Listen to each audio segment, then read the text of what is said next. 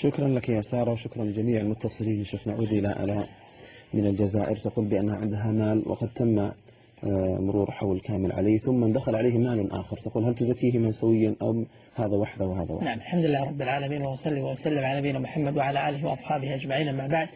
فجواب السؤال الذي ذكرت الأخت آلاء، وهو مسألة دخول مال في أثناء الحول، هل يجب أن يزكى المال جميعا أم يحتسب كل مال داخل بحول مستقل؟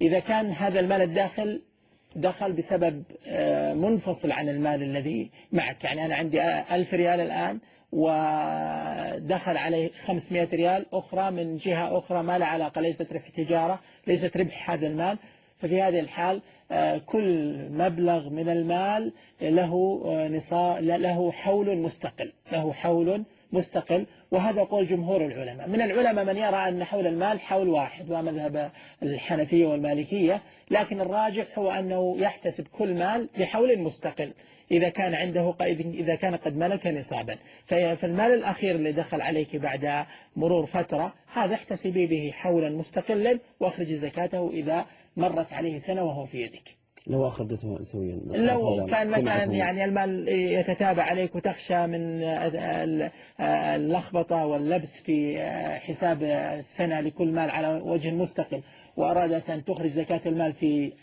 عامها هذا عن المال القديم والجديد، فلا بأس، ويكون المال الجديد أخرج زكاته معجلة. وتعجيل الزكاة الراجح من قول العلماء أنه جائز إذا كان في ذلك مصلحة أو كان ذلك لحاجة.